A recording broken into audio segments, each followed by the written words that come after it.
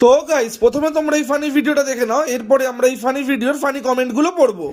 গ্রামের মেয়ের প্রথমবার এরকম এক্সপিরিয়েন্স করার বিশাল ইচ্ছা ছিল। দেখো, আমরা কিন্তু অনেক শুনেছিলাম যে মুভি থিয়েটারে গিয়ে যে অনেক নাকি বেশি প্রাইসে পপকর্ন পাওয়া যায়। তো এটা না টেস্ট করার খুব ইচ্ছা ছিল যে কেন ভাই এত দাম কেন বেশি নেয়। দেখো, যেহেতু আমরা গ্রামে থাকি না, আমাদের গ্রামে ভাই 10 টাকার পপকর্নের প্যাকেট পাওয়া যায়। আর এখান থেকে এই পপকর্ন আমি কিনেছি 300 টাকায়। গাইস, বিশ্বাস করতে পারছো 300 টাকায়? কিন্তু হয় না, শখের দাম তো লাখ টাকা।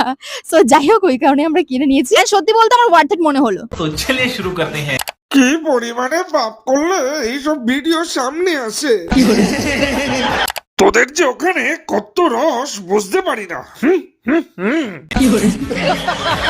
অল্প বয়সে বেরোলে বাল, তার দুঃখ চিরকাল।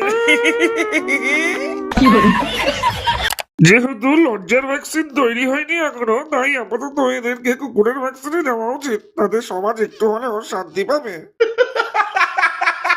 শখের দাম তো লাখ টাকা, এটা যেন কার একটা ডায়লগ, কিন্তু আমার মনে পড়ছে না ঠিক। তোমাদের যদি জানা থাকে কার ডায়লগ, তাহলে অবশ্যই কমেন্ট বক্সে কমেন্ট করে আমাকে জানাও। জানি না।